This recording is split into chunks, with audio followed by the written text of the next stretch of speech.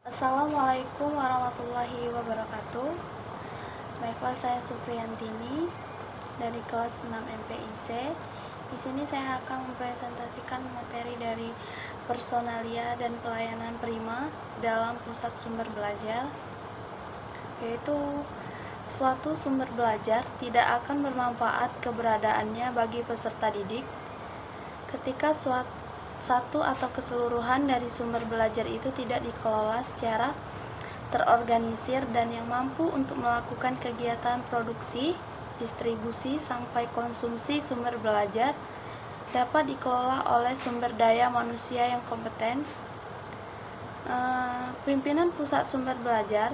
Seorang pemimpin pusat sumber belajar adalah pribadi yang memiliki latar belakang akademis yang kuat. Hal ini dijadikan sebagai syarat mutlak karena seorang pemimpin pusat sumber belajar dituntut untuk mengawasi kelompok pengerjaan sumber belajar di bawahnya secara menyeluruh, dan bukan sekadar sebagai pemberi instruksi atau mengatur arah koordinasi, namun juga dapat berperan sebagai aktor pemberi solusi.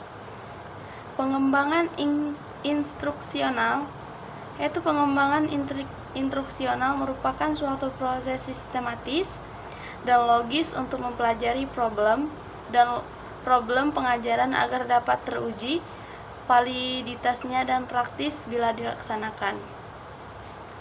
Pengembangan instruksional berfungsi untuk kegiatan perancangan dan desain, kemudian memiliki segala sesuatu yang dapat meningkatkan efektivitas dan efisiensi proses pembelajaran.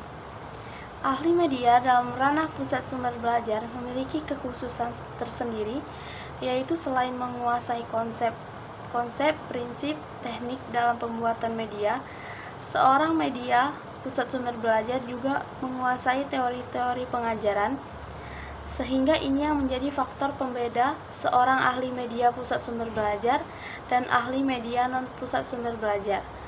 Beberapa prinsip dalam kaitannya dengan pendidikan dan pengajaran antara lain yaitu: 1. Ahli media berada di garis depan dalam program dan praktek pendidikan dan selalu berperan serta mendorong pembaruan proses belajar mengajar. Yang kedua, ahli media merupakan bagian dari staf pengajaran, oleh karena itu ikut serta dalam pengambilan keputusan instruksional. Yang ketiga, dalam program media, ahli media membutuhkan kerja sama dengan konten, expert, teknisi, dan tenaga administrasi. Yang keempat, ahli media seyogyanya memiliki inisiatif dan dapat menerapkan program media dalam pendidikan, memiliki kemampuan keterampilan lebih dari satu keahlian dalam bidang teknologi pendidikan. Yang keempat, tenaga pelayanan dan peminjaman, yaitu 1. Sistem penggunaan media untuk kelompok besar dan kecil. Yang kedua, fasilitas dan program belajar mandiri. Yang ketiga, pelayanan perpustakaan media. Dan yang keempat, pelayanan memelihara dan penyampaian. Tenaga teknisi, yaitu teknisi yang khusus dalam media yang telah dilatih dan memiliki cukup pengalaman kerja. Teknisi media. Status teknisi adalah sebagai pembantu dan bertanggung jawab kepada ahli media. Berikut adalah perincian tugas teknisi, yaitu membantu ahli media dalam teknik pemrosesan informasi dan bahan-bahan. Yang kedua, membantu dan memproduksi grafis, display, dan pameran bahan-bahan seperti transparansi, poster, chart, lukisan, dan bahan-bahan untuk program televisi. Yang ketiga, membantu produksi program audio, fotografi, film, televisi. Yang keempat, memasang komponen-komponen sistem audio seperti recording, televisi, film, dan lain-lain.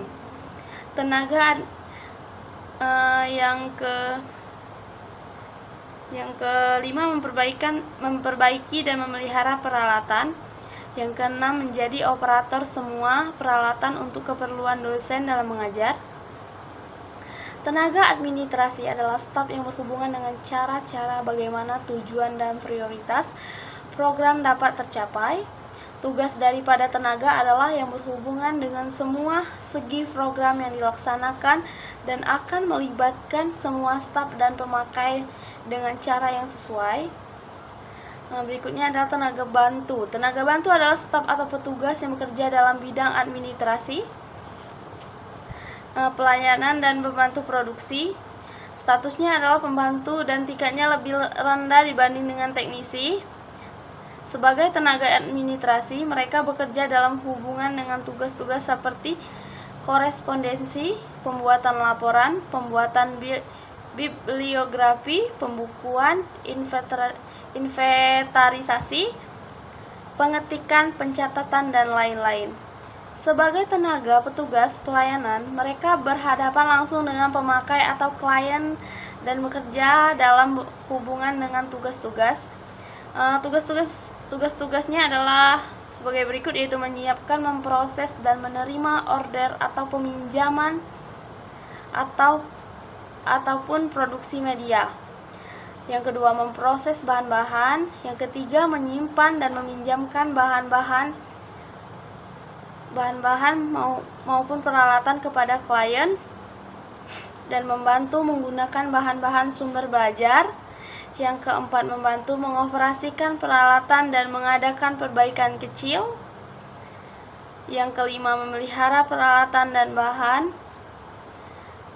Berikut adalah jumlah tenaga personelia bergantung dari beberapa hal, yaitu bergantung dari jumlah user, bentuk asosiasi pendidikan apakah berupa akademi atau universitas. Yang ketiga, bergantung dari operasional program media. Yang keempat, pola organisasi asosiasi pendidikan. Yang kelima, tingkat penggunaan sumber belajar. Fungsi fasilitas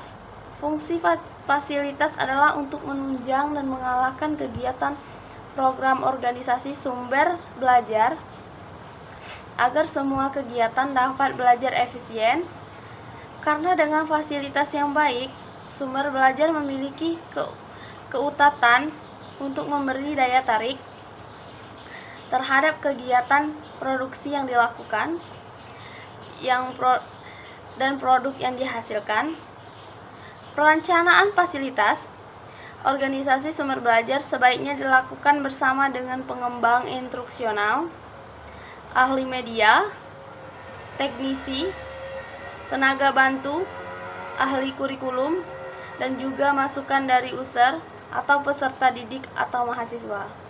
Baiklah, sekian presentasi dari saya. Wassalamualaikum warahmatullahi wabarakatuh.